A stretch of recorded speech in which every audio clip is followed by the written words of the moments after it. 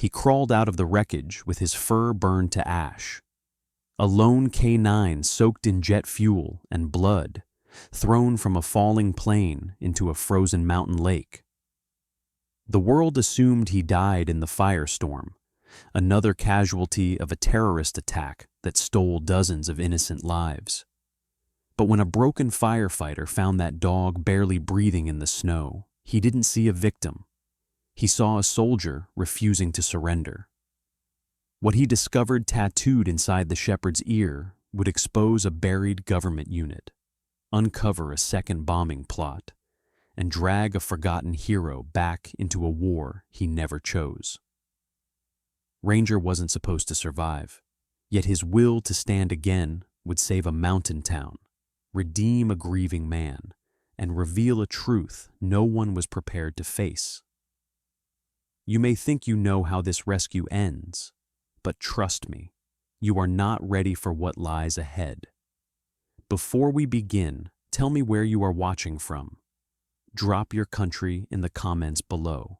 The storm clouds that hung over Mountain Creek, Colorado, rolled low and heavy, like bruises smeared across the winter sky.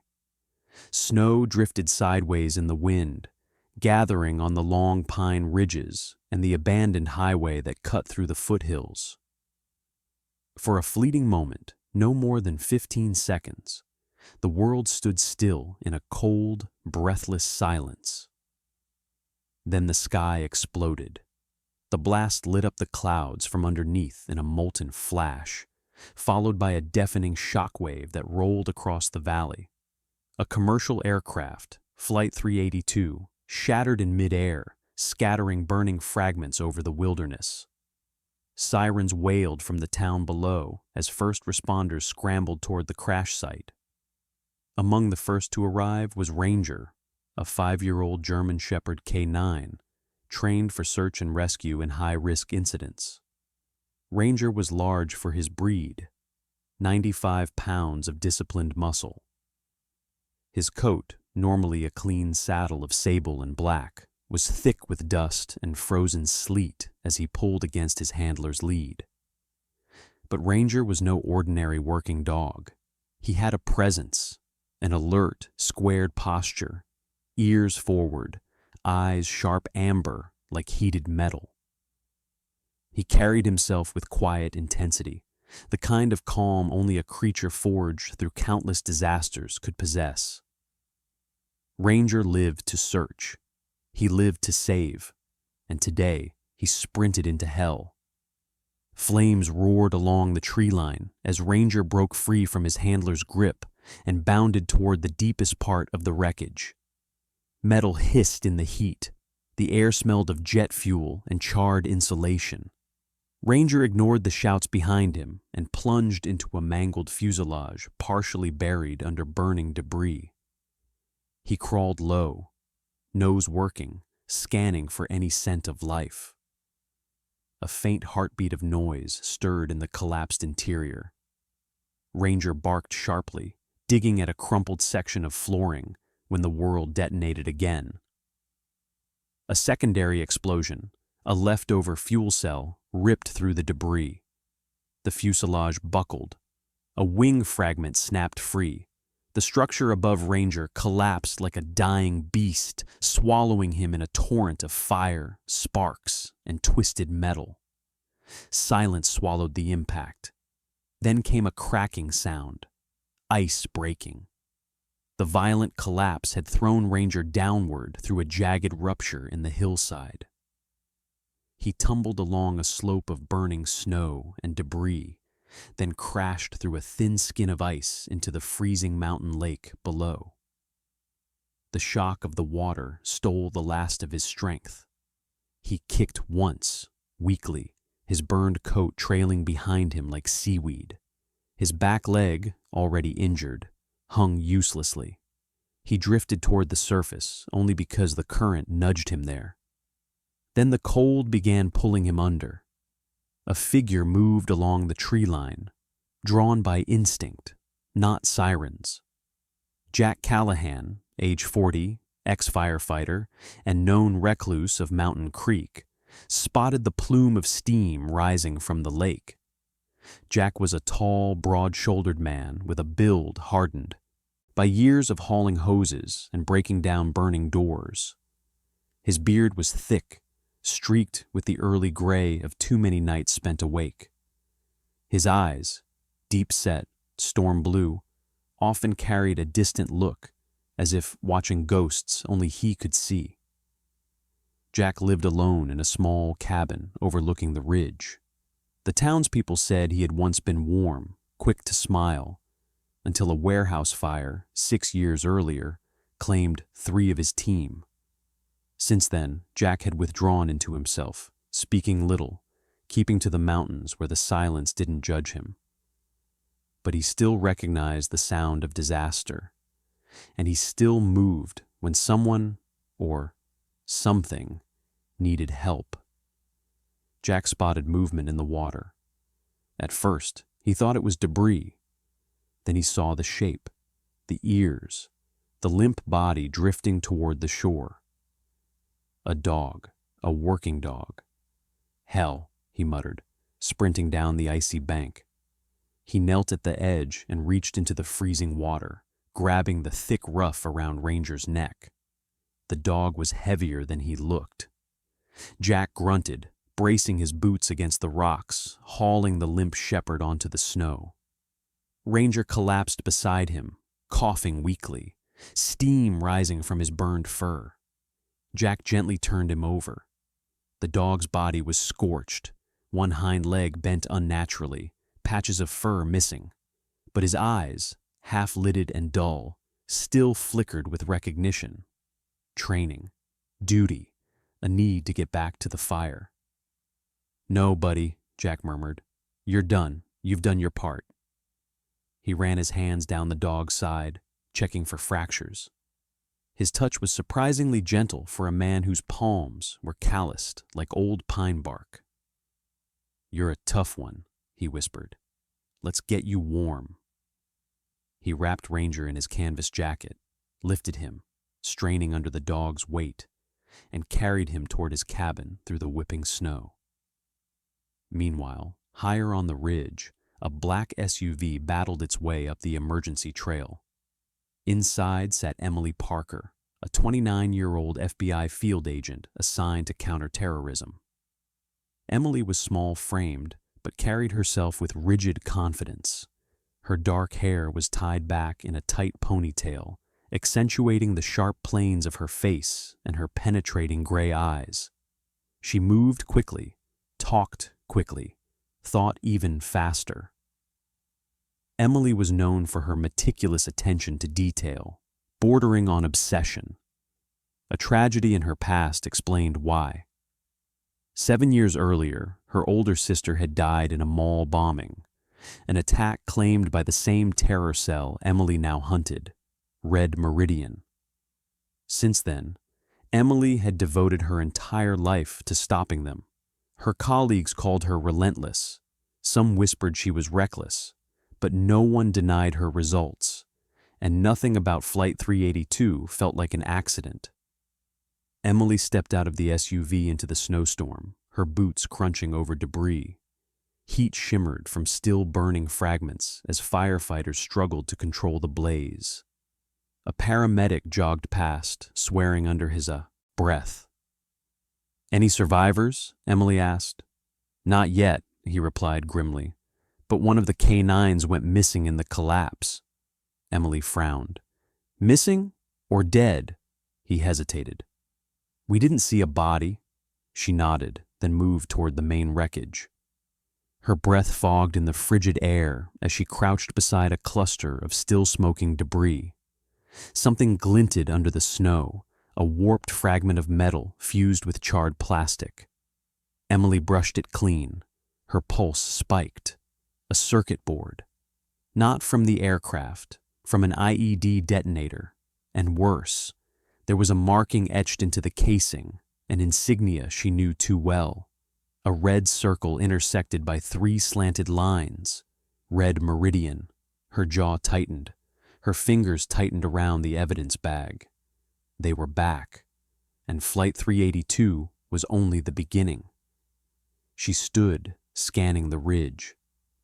A trail of churned snow led away from the crash, down toward the lake, almost like something large had fallen or slid.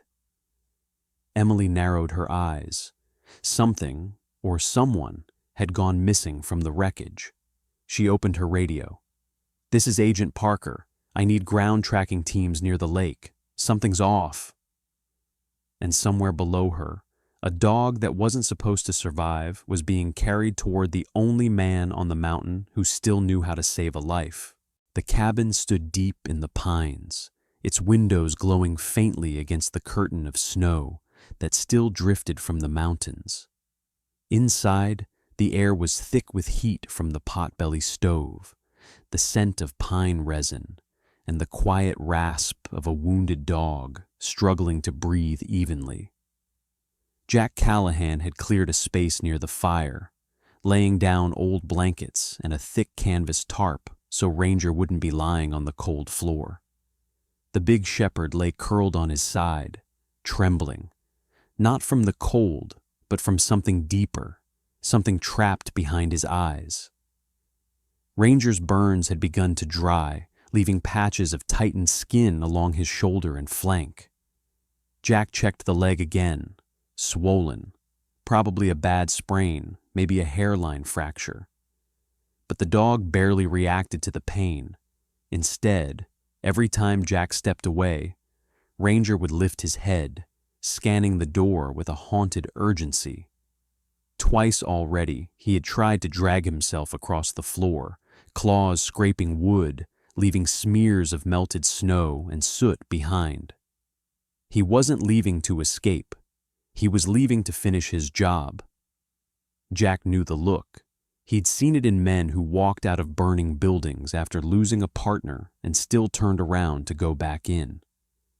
He crouched beside the dog. "Easy, boy," he murmured, placing a steady hand on Ranger's neck. "You're not going back up there tonight." Ranger didn't blink, didn't soften. The amber eyes stayed locked on the door, wide, alert, burning with duty. Even injured, even half-conscious, he wouldn't surrender. Jack sighed, rubbing the back of his neck. "You're just like us," he whispered. "Don't know when to stop." He warmed broth in a dented tin saucepan. When he set the bowl near Ranger's muzzle, the dog turned his head away, jaws tight. His body shook, muscles tense, refusing comfort. PTSD, Jack knew. Shock. Overload. The dog didn't trust safety because he'd just crawled out of hell. The wind howled outside, rattling the window panes. Jack pulled off his wet jacket, tossing it over a chair. His flannel shirt clung damply to scarred forearms, remnants of a fire long past. He pushed the memories aside and knelt again, gently pulling Ranger's body toward the fire. The dog resisted at first, stiffening, but Jack was patient, slow, steady, reassuring, like he used to be with injured civilians. "You're safe here," he said quietly. A soft whine escaped the shepherd's throat, barely a sound, but enough to make Jack pause. Ranger finally lowered his head, though his breathing remained quick, uneven. Jack reached out, brushing ash from the dog's forehead. "Rest. That's an order." Ranger's ear twitched, but his eyes remained open. He would not sleep. Not yet. Jack leaned back against the wall, letting exhaustion sink into his bones. He watched the fire crackle and spit sparks. Something in the room felt too still, too tight, like waiting for a second explosion again. Ranger wasn't the only one. Who carried ghosts? Hours passed. The snow outside deepened. Ranger tried 3 more times to stand, once nearly toppling a chair. Jack finally blocked the doorway with a heavy crate. He didn't like restraining the animal, but Ranger was going to tear himself apart otherwise. "Not happening," Jack said firmly when Ranger attempted another crawl. "You're burned, you're bleeding, and you're not walking back into a firestorm." Ranger let out a frustrated bark, low, hoarse, edged with desperation. Jack stared at him for a long moment. "You're not the only one who's lost people," he murmured. "But you can't save anyone if you die trying." For the first time, Ranger looked directly at him, not past him, not toward the door, but at Jack. The dog exhaled shakily and lowered his head again. Not surrender, but acceptance. Jack nodded. "Good." Meanwhile, down the mountain, the temporary morgue had been set up in the maintenance warehouse of the Mountain Creek Airport. Fluorescent lights flickered overhead, casting a pale glow over the rows of draped bodies. The smell of melted snow, antiseptic, and burned fabric mingled in the air. Special Agent Emily Parker pushed open the metal door, her breath fogging in the cold interior. She carried a file binder tucked under one arm, and her stride was quick, precise, her boots clicking sharply on the cement floor. Her cheeks were still flushed from the wind outside, but her posture remained rigid, controlled to the point of tension. A morgue tech approached her, a middle-aged man named Dr. Hal Brimmer. He was short, round-shouldered, with wisps of gray hair that stuck out from under a knit cap. Hal had soft brown eyes and the tired expression of a man who'd spent decades cataloging tragedy. "Agent Parker," he said with a slow nod. "Rough night." "Rougher for them," Emily replied, scanning the room. "I need access to the unidentified remains." Hal motioned for her to follow. "Not much left to identify, I'm afraid." He led her to the last table, where a victim lay under a white sheet. The body was partially burned, the clothing torn. Emily lifted the sheet carefully, her trained eyes moving with clinical precision. No hesitation, no flinching.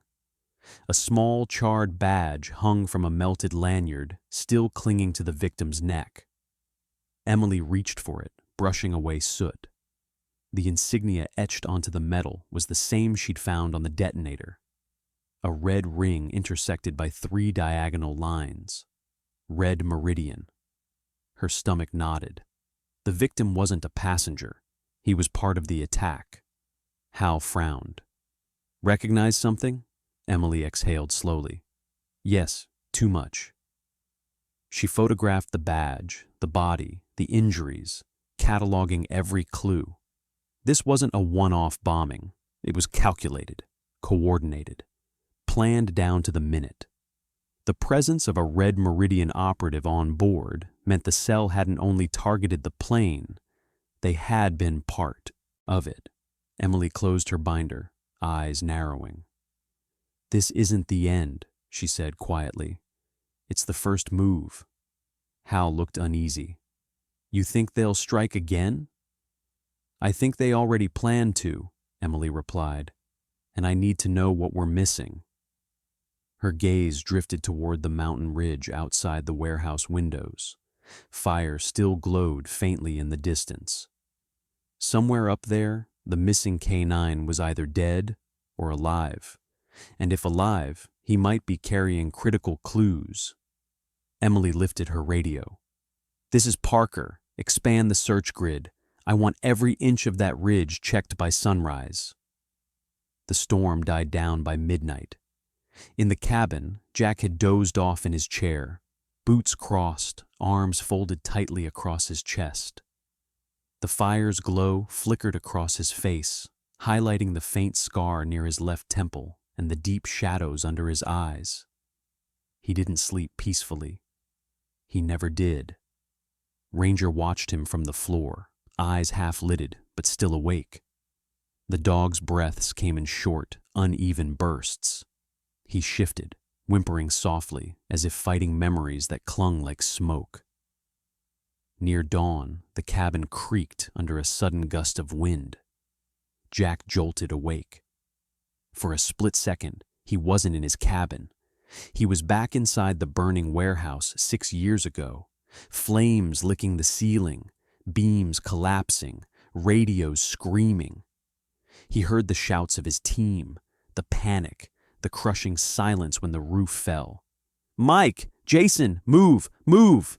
His own voice echoed in his head, growing louder, distorted by terror.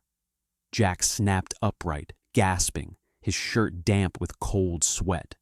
His hands trembled as he pressed them to his forehead. Then he felt something warm push against his arm. Ranger had dragged himself closer, dragging his injured leg, using only his front paws. The dog nosed at Jack's shoulder, emitting a sharp, insistent bark that snapped the man fully back into reality. Jack blinked, startled. Ranger stood over him, leaning heavily but firmly, eyes bright and focused. "You woke me up," Jack whispered. Ranger's tail thumped once, weak but deliberate. The dog lowered his head against Jack's chest, grounding him, steadying his breathing with the rhythmic pressure only a trained K9 would know to apply. Even injured, even exhausted, Ranger wasn't thinking of himself. He was protecting his handler. Not the handler he knew, but the handler he had. Jack swallowed hard. "You're something else," he murmured, brushing the dog's ear. "You're a damn soldier." Ranger exhaled, easing his weight onto the blankets again. He was trembling now, pushing his body too far, but he stayed beside Jack until the man's breathing steadied. Only then did Ranger close his eyes. Jack remained sitting for a long time, staring at the dog. "Okay," he whispered. "We'll get through this. Together."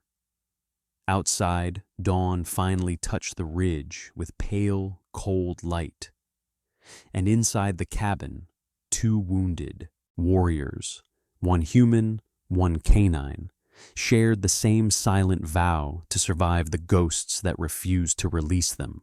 Morning crept slowly over Mountain Creek, casting pale light through the frosted windows of Jack Callahan's cabin. The storm had passed, leaving a brittle quiet that settled between the pines like held breath. Jack had barely slept after Ranger roused him from the night terror, but he forced himself out of the chair, joints groaning, to check the shepherd again. The dog lay curled near the stove, chest rising in slow, uneasy breaths. His fur was stiff with soot, and the burns along his flank had blistered. Jack filled a metal basin with warm water and knelt beside him. "All right, big guy," he murmured. "Time to clean you up a little." Ranger didn't resist, though the water stung him. He held still, stoic and tense, as if refusing to show weakness even in front of a stranger. Jack worked carefully, wiping ash from the dog's ears, neck, and head. When he brushed against the inside of Ranger's right ear, the dog flinched sharply, not from pain, but from instinct, snapping his head toward Jack's hand before catching himself. The shepherd froze, ears pinned back, waiting for reprimand. Jack raised his palms. "Easy, I'm not gonna hurt you." Ranger lowered his head. Jack frowned and eased the ear open more gently this time. Under a thin layer of soot, just barely visible through the burned fur, he saw it. Faded green ink. A tattoo. Not decorative ink. This was precise, standardized, military. He lifted the dog's ear closer to the light. "K9 Delta 72, he whispered. Ranger blinked up at him, as if recognizing something in Jack's tone. Jack sat back, shock tightening his throat. He knew those markings. Every firefighter who had ever collaborated with airport rescue units knew them. Denver International Airport's Emergency K9 Search Division. Years ago, Jack had worked alongside them during a warehouse collapse drill. They were elite, disciplined, almost unnervingly smart. And 6 months ago, that same K9 unit had gone missing after investigating a suspicious cargo explosion. Rumors said none survived, but one did. He was lying in Jack's cabin, burned but alive. Jack exhaled slowly. You were out there, weren't you? You saw what happened. Ranger thumped his tail once, weak, but there. Jack rose and grabbed his old landline radio phone. Cell coverage was unreliable in the mountains, but the landline still worked. He dialed the Denver Airport Operations Center, fingers tapping impatiently against the counter. A receptionist answered, then transferred him twice before a gruff, weary voice came on. This is Captain Harold Denton, K-9 Division. Who is this? Jack recognized the name immediately. Denton had been handler and trainer for half the dogs in the region. Denton was a man in his late 50s, tall but slightly stooped from a lifetime of bending over kennels. He had a voice like gravel and a personality roughened by too much loss. Captain Denton, Jack said, clearing his throat. My name is Jack Callahan. I'm a retired firefighter up in Mountain Creek. I think I have one of your dogs. There was silence, sharp, tense. That's impossible, Denton replied flatly. Every dog in my last active team was confirmed KIA 6 months ago. Jack glanced at Ranger. You might want to reconsider that. I'm looking at a shepherd with a K9 Delta 72 ear tattoo.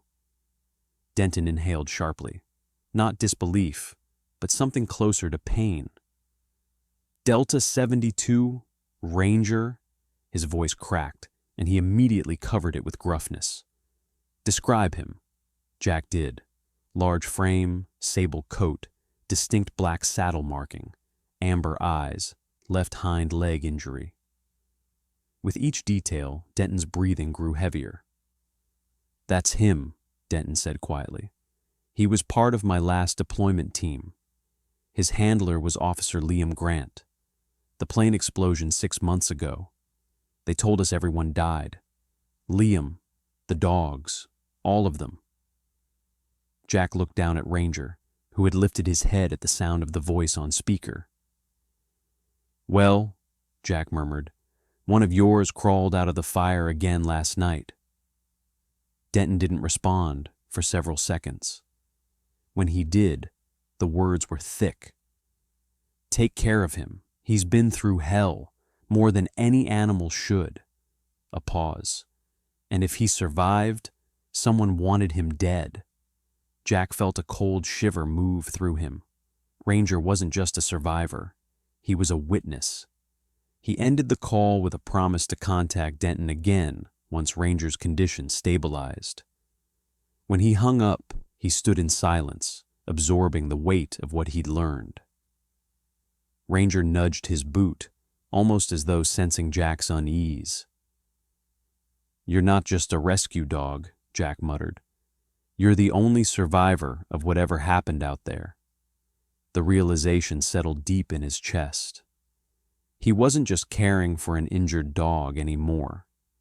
He was protecting the last living piece of a story everyone else believed was buried. In town, at the Mountain Creek Sheriff's substation, Deputy Miles Howard knocked snow from his boots as he stepped inside. Miles was in his mid-30s, tall and lanky with sandy hair, a square jaw, and an easy smile that made people trust him instantly. But beneath the casual friendliness was a sharp mind. He had grown up in Mountain Creek, worked search and rescue with Jack years ago, and knew better than most how violent the wilderness could be. He walked into the sheriff's office and grabbed a stack of updated reports on the plane crash. Foreign scripts, inconsistent manifests, a small circle of names marked with red pen, suspected affiliates of extremist groups. Miles rubbed his forehead. Emily Parker entered a moment later. She carried her usual rigid professionalism and wore the same black field jacket as the night before, now crusted with frost at the cuffs. Her cheeks were pale from exhaustion, though her eyes, cold gray, were sharp as steel. Even after hours of combing through wreckage and bodies, she showed no signs of slowing. Miles nodded respectfully. Agent Parker, Sheriff said you wanted updates. Emily handed him a laminated photograph. One of the unidentified victims in the temp morgue carried this. The red meridian insignia gleamed against the plastic. Miles's eyes darkened. So, the rumors are true. They're active in Colorado. Emily folded her arms. More than active. They were on the plane, which means someone in this region helped facilitate the attack. Miles hesitated before speaking. Jack Callahan lives closest to the crash zone? Emily's gaze sharpened. The former firefighter. He saved more people in his career than anyone else I know, Miles said quickly, protective. But he's isolated, only comes down for supplies. He lives near the lake, though. If anyone saw something, Emily nodded. I'll need to speak with him, and sooner rather than later. Miles lowered his voice. FBI intel says the bomber might still be on the ridge. If that's true, Jack could be in danger. Emily tightened her scarf. Then I'm going up there. Back at the cabin, Jack bandaged Ranger's leg and cleaned the burns as best he could. The dog finally drifted into a half-sleep, his breathing shallow but steady. Jack sat beside him, staring at the faded tattoo. You belonged to a team, he said softly. A family, and they're gone now. Ranger twitched in his sleep, paws trembling as though running through flames again. Jack rested a hand gently on the dog's neck. You're not alone, Ranger, not anymore. Outside, a distant crunch of boots on snow approached, slow, cautious, deliberate. Ranger's ears twitched, though he didn't rise. Jack reached for the hunting flashlight on the counter, cautious. Someone was coming. The morning crept over Mountain Creek in thin bands of cold, silvery light that filtered through the pines and across the cabin roof. The storm had settled into a quiet, brittle calm, snow crusting the ground in sharp crystals that glittered like glass. Inside the cabin, the air was warm, heavy with the scent of broth simmering on the stove and cedar logs crackling in the firebox. Ranger stirred on his blanket for the first time in hours without trembling. Jack, who had been splitting kindling outside, stepped in and paused at the sight. The dog had pushed himself upright, slow, deliberate, steady. His ears were perked, his posture alert, not relaxed, not healed, but definitely stronger. Jack crossed the room and knelt beside him. Feeling better today? Ranger lifted his head, meeting Jack's eyes. His tail brushed once against the floor. It wasn't quite a wag, more like acknowledgement. Jack checked the bandages. The swelling in Ranger's hind leg had gone down. The burns were still raw, but drying well. The dog inhaled deeply, as though scenting the morning air. Jack recognized that look immediately, awareness sharpening, instincts sinking, a trained mind booting back up. Something inside Ranger was waking. Jack set down the kettle and poured warm water into a bowl. This time Ranger didn't turn away. He drank, slowly but willingly. When he finished, he pushed himself into a sit, body trembling with effort, gaze sweeping the room as though evaluating entry points and exits. Jack chuckled softly. Yeah, you're coming back to life. The piece shattered an hour later. A sharp crack echoed across the ridge. A gunshot, distant but unmistakable.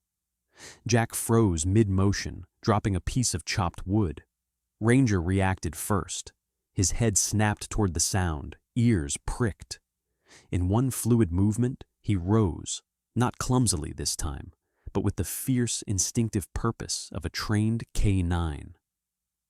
His stance widened, his weight shifted forward, and his nose lifted to test the wind. His entire body aligned like a weapon waking from sleep. Jack watched with a stunned mix of awe and worry. The dog shouldn't be moving like this. He was injured, burned, exhausted. But Ranger wasn't operating on strength. He was operating on duty. Ranger stepped in front of Jack, positioning himself between the man and the door. His low growl vibrated through the floorboards. "Easy," Jack whispered, though his own pulse quickened. "Let's think before we run into anything." But Ranger already had a scent. Jack retrieved the flashlight from the counter and opened the door cautiously. Ranger immediately surged forward, so Jack grabbed the dog's harness strap to steady him. Together, they moved out onto the porch, listening. The forest held its breath. Then another sound, faint, metallic, like something striking a tree trunk far away. Jack crouched.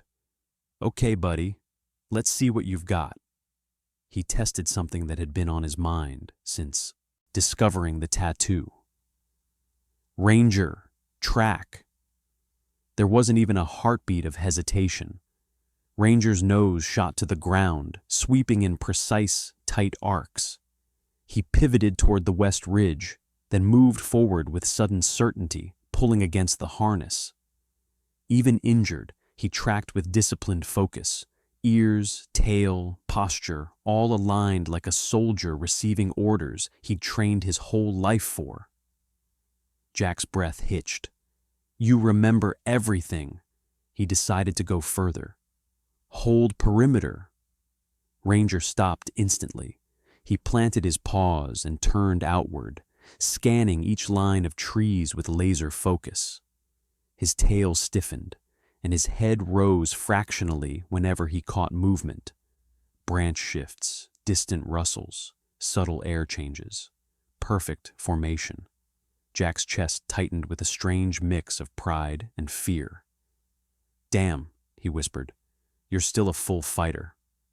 Ranger glanced back once as if awaiting the next command. Jack nodded. "Downstay."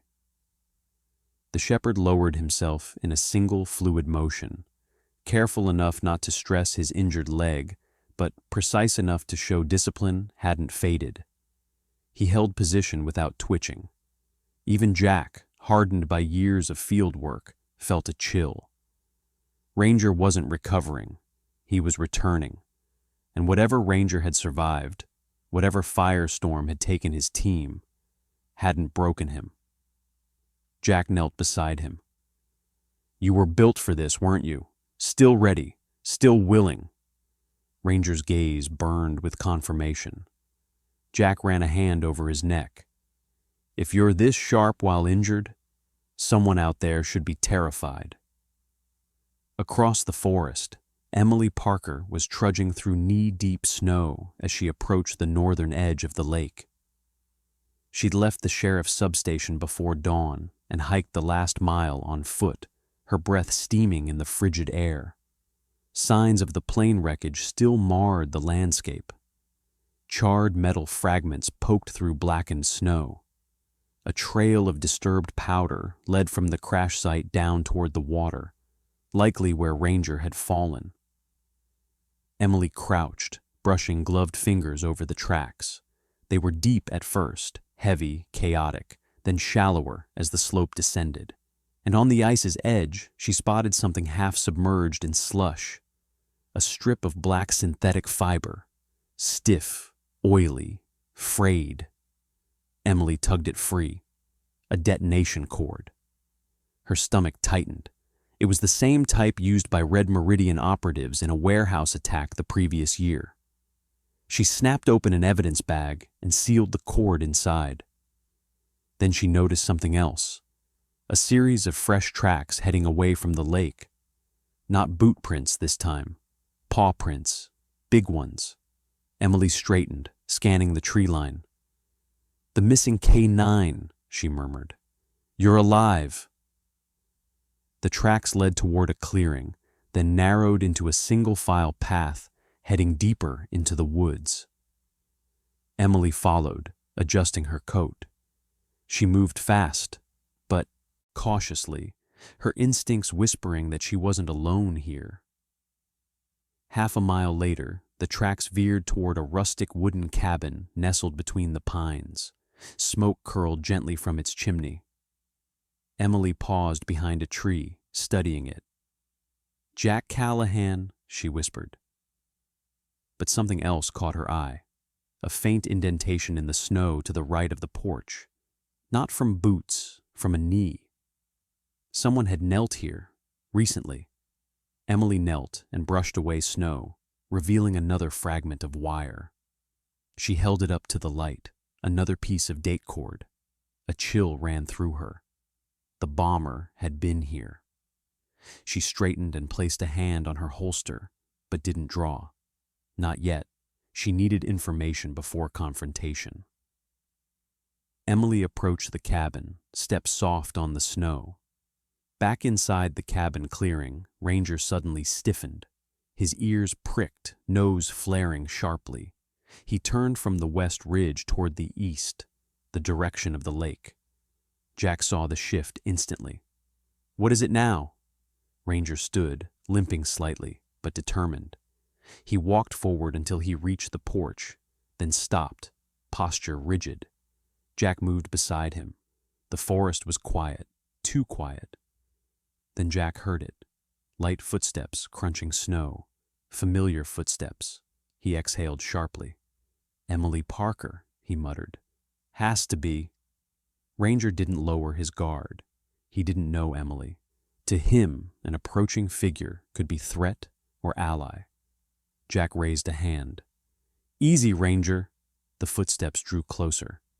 Just as Emily Parker emerged from the brush. She stopped the second she saw them, the man and the dog framed by the cabin porch. Ranger in full defensive posture, Jack steady behind him. Emily's hand hovered near her jacket, not in threat, but caution. Ranger growled once, deep, warning. Jack spoke quietly. "He'll stand down if I tell him." Emily raised an eyebrow. "He listens to you?" Jack glanced at the dog. "We're working on it." He stepped forward, placing a steadying hand on Ranger's neck. "Ranger, downstay." Ranger obeyed instantly. Emily's eyes widened, her professional mask cracking for a split second. "He's trained, fully." Jack nodded. "And he's waking up." The storm arrived without warning, an iron-gray wall rolling down from the northern ridge and swallowing Mountain Creek in sheets of swirling snow. Wind hammered the cabin like fists, rattling the shutters and sending loose frost sifting from the roof beams. Jack had seen storms like this before, the kind that turned the forest into a maze of white noise and shadows. But even he couldn't predict what the night would bring. He tossed another log onto the fire and glanced at Ranger, who lay curled on his blanket near the door. The shepherd's eyes were half closed, breath steady, though still uneven from injury. The storm didn't bother him. He'd lived through far worse. Jack sat at the table, diagrams and maps spread out before him. Emily had left earlier in the evening after warning him that Red Meridian might have operatives still hiding in the forest. She had looked more tense than usual, jaw clenched, cheekbones sharp in the lamplight, stress carving new lines across her brow. She was a woman who carried her work like armor, early 30s, athletic build, dark hair tied back in a practical tail, eyes that scanned every shadow.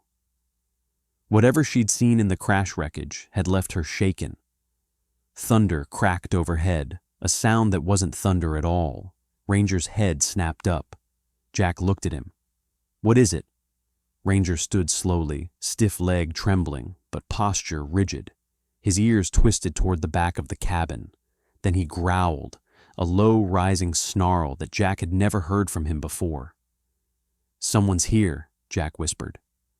Ranger stepped forward, inhaling sharply, then barked, short, clipped, authoritative. A K9 alert bark. Jack grabbed the pistol from the drawer, The cabin's back door creaked, not from wind, from pressure. Someone was pushing it open. Jack moved silently across the room.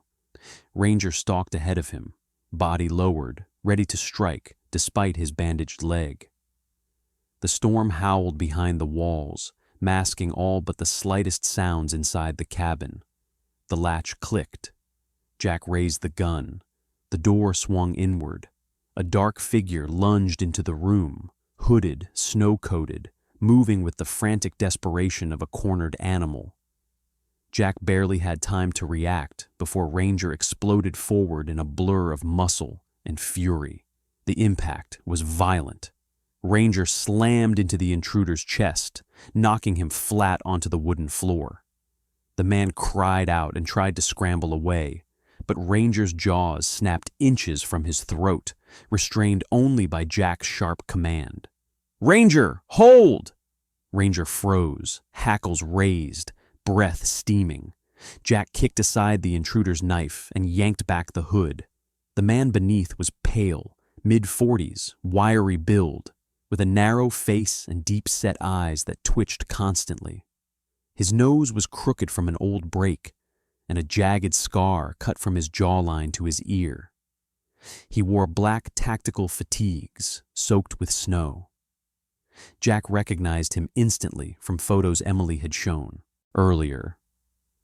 "Rick Carson," Jack muttered. "Red Meridian." Carson smirked, despite Ranger's teeth inches away. "Should have killed the mutt when I had the chance." Jack grabbed him by the collar. "You were at the crash."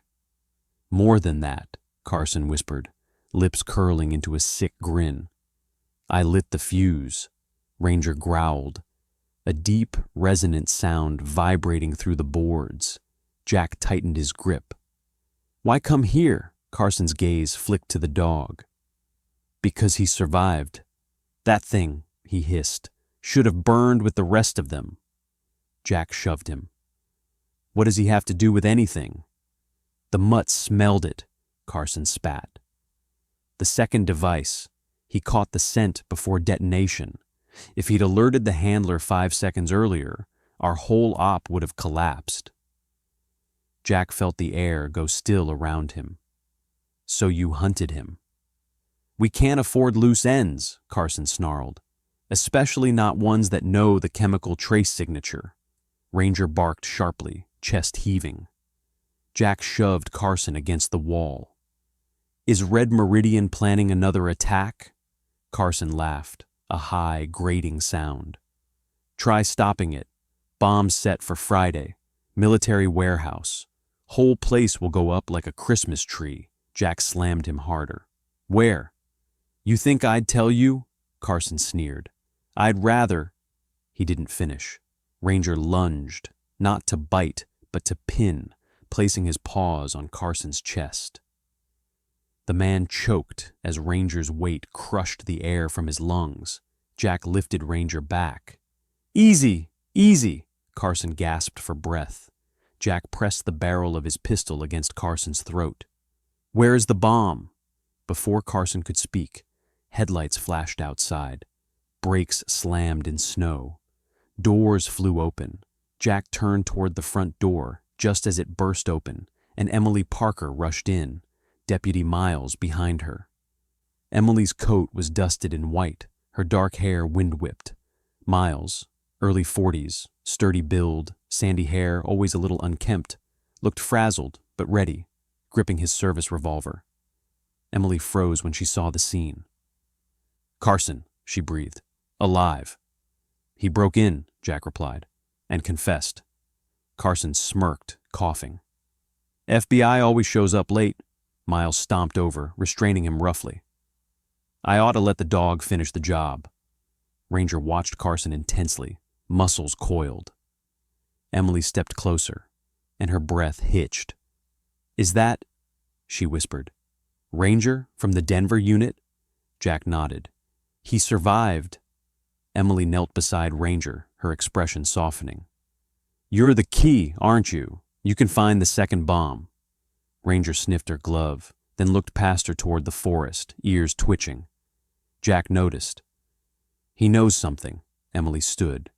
"Show us." Despite the storm, the four moved outside.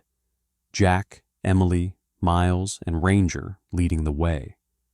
Carson was handcuffed to Miles, stumbling through the snow. Ranger paused at the edge of the trail, nose lifted. He inhaled deep, his chest expanding. Then he moved, not running, tracking. Emily followed, breath quickening. "He smells the explosive compound." Ranger led them to the lake clearing, then veered right into a thicket of pines. The snow grew deeper, the path narrower. Jack pushed branches aside to keep up. Ranger stopped suddenly. His paw scraped the snow, uncovering a small patch of disturbed earth near a fallen log. He sniffed once, twice. Then he barked, a sharp, urgent sound. Emily rushed forward and knelt. Buried under the snow was a black waterproof case. She flipped it open with gloved fingers. Inside, wires, a timer, and 3 sticks of military-grade Semtex. Emily's voice dropped to a whisper. "This is one of their devices," Carson groaned. "You're too late. That's just the spare." Miles smacked him. "Shut up." Jack looked at Ranger, who stared intensely at the crate, tail stiff, ears forward. "Good boy," Jack murmured. "You found it." Emily closed the case and exhaled, trembling. Ranger just saved hundreds of lives. The storm had broken by dawn, leaving Mountain Creek wrapped in a strange, haunting quiet. Snow hung from the branches in thick, white drifts. The air was sharp and brittle, every breath rising in pale clouds. But the forest wasn't peaceful. Not tonight. Not when Red Meridian was still out there, preparing the final strike. Emily gathered her gear at the hood of her SUV, her face tight with exhaustion and resolve. Her dark hair was pulled back into a braid to keep it out of her eyes, strands frozen at the ends where snowflakes had landed. She'd slept barely an hour in the substation, but adrenaline kept her moving. Jack stood beside her, double-checking his flashlight and radio batteries. He wore his old fire service jacket, thick, faded brown canvas with scorch marks that no amount of scrubbing would remove. It hung loose on him, but it still carried his posture. Broad-shouldered, capable, always ready to push into danger before anyone else. Miles, bleary-eyed but determined, loaded extra flares into his belt. The deputy hadn't slept at all. His sandy hair stuck up in spikes, his cheeks raw from windburn. He was the kind of man who cracked jokes to deal with fear, who hid nerves behind easy grins. But tonight, there were no jokes, only focus. And Ranger, burned, limping, but indomitable, stood at the center of them all. The shepherd's coat was still bandaged along the flank where fire had scorched him. His hind leg quivered every few steps, yet his eyes shone with that fierce intelligence, amber like glass lit from behind. He paced anxiously near the tree line, nose lifting to the faint scent the others couldn't smell. He knew something was coming, something worse. Emily exhaled. "This is it. Carson's team will move before sunrise. Rangers are only shot at finding the device before they trigger it." Jack looked at the dog. "All right, buddy, lead the way." Ranger didn't wait for a second command. He launched forward, limping but determined, cutting through the trees with surprising speed for a wounded animal. Jack and the others ran behind him. The forest thickened as they went deeper. Snow-laden branches brushed their coats. Frost cracked beneath their boots. Ranger wove through fallen logs and drifts like he'd lived here for years. He stopped at a ridge, sniffing the air, then barked sharply and bounded down the slope. Emily scrambled after him. "He's found it. He's on a scent trail." Jack caught up, breathing hard. How the hell does he still move like that? Duty, Emily said softly. Some dogs don't lose it, even after everything. Miles muttered, Wish I had half that motivation. But when they reached Ranger again, his posture stopped them cold. He stood rigid in a clearing, staring at a cluster of trees ahead. Ears flattened, tail stiff, fur raising along his spine. Jack crouched. What is it? Before Ranger could react, a flash of movement cut across the woods. Figure slipped between shadows. Tall, muscular, wrapped in black tactical gear and a balaclava mask. Another followed. Then a third. Red Meridian. Jack cursed. They beat us here, Emily drew her gun. No sudden moves, they'll shoot. But Ranger didn't wait. He surged forward like a streak of wildfire. The nearest operative spotted the dog too late. Ranger collided with him, teeth sinking into his sleeve, ripping fabric, dragging the man into the snow. The second operative spun toward Jack, raising a detonator in his hand. Jack lunged. Emily fired. The detonator dropped, skidding across the ice to Ranger's paws. Ranger snarled at it, but something else, a faint hum, buzzed under the ground. Emily's face drained of color. The primary device, it's armed. Miles backed up. Where? Ranger answered. He bolted, dragging himself across the clearing toward a mound of disturbed snow. He dug desperately, paws flinging powder aside until metal glinted beneath. A rectangular charge, wires, a live timer blinking red. Jack's breath froze in his lungs. That's military grade. It'll level the ridge. Emily knelt beside the bomb, heart racing. The triggering mechanism isn't here. They separated it. It's wireless. If Carson's team has another transmitter. A second hum rose from the forest. The surviving operative stood up, holding a small, palm-sized box. A transmitter. Jack vaulted over a fallen stump and tackled him, both men crashing hard into the snow. They grappled violently, arms locked, legs thrashing, boots digging for traction. The man was younger, stronger, but Jack fought like someone who had already survived his own firestorm once. He slammed the operative's wrist against the ground, again and again, until the transmitter tumbled free. But the man grabbed a knife from his boot. Jack braced for the impact. Ranger got there first. He hurled his battered body between Jack and the blade, knocking the attacker sideways. Ranger's growl was primal, a rippling thunder through the trees. The operative fell back, wind knocked out of him. Emily rushed forward and kicked the weapon away, pinning the man with her knee as Miles cuffed him. Jack knelt beside Ranger. Hey, buddy, stay with me. But Ranger wasn't looking at Jack. He was staring at the bomb. And then, limping, shaking, he moved toward it. Emily's eyes went wide. Ranger, no! But Ranger knew what he was doing.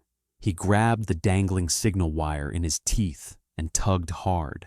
The entire casing shifted, giving her access to the panel she couldn't reach before. Emily got to work immediately. Okay, I can do this. Just need the leads exposed.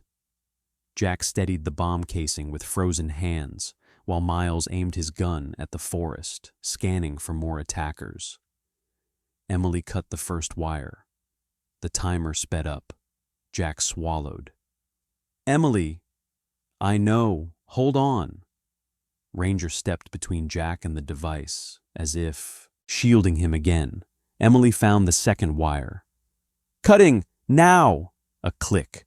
The timer froze. The forest fell silent. Miles lowered his gun. Is it? Emily sagged in relief. It's safe. We're clear. Jack pressed his forehead against Ranger's. You did it again. You crazy, stubborn warrior. You saved all of us. Ranger's tail thumped weakly. The aftermath came in waves. Backup arrived. Red Meridian members were arrested. The bomb was secured. News outlets declared the attack prevented. Emily wrote the report that credited Ranger as the key asset. And Jack? He carried Ranger back to the cabin himself, arms trembling, refusing to let anyone else touch the injured shepherd. Emily watched quietly, something soft and unspoken passing through her eyes. 1 month later, Emily met Jack at the mountain overlook. She had been offered a promotion in Denver, but turned it down. "Mountain Creek needs people who care," she'd said, and she meant it. She was different now, softer around the edges, laughing more easily, learning the language of small towns and slow mornings. Jack had changed too. The man who once hid behind a cabin now walked into town with a sense of belonging he hadn't felt in years. Ranger healed slower. Burns left scars. His legs stayed stiff in winter, but none of it dimmed him. Every morning he limped to the porch and watched the road like a general guarding a fortress. 1 year later, Jack stood before the newly built sign, Ranger's Refuge, Center for Canine Rehabilitation and Rehoming No Soldier Left Behind. Emily worked inside the main building, reviewing case files. Miles was in the training yard with 3 retired canines, laughing as one knocked him into the snow. Volunteers hammered wooden fencing nearby.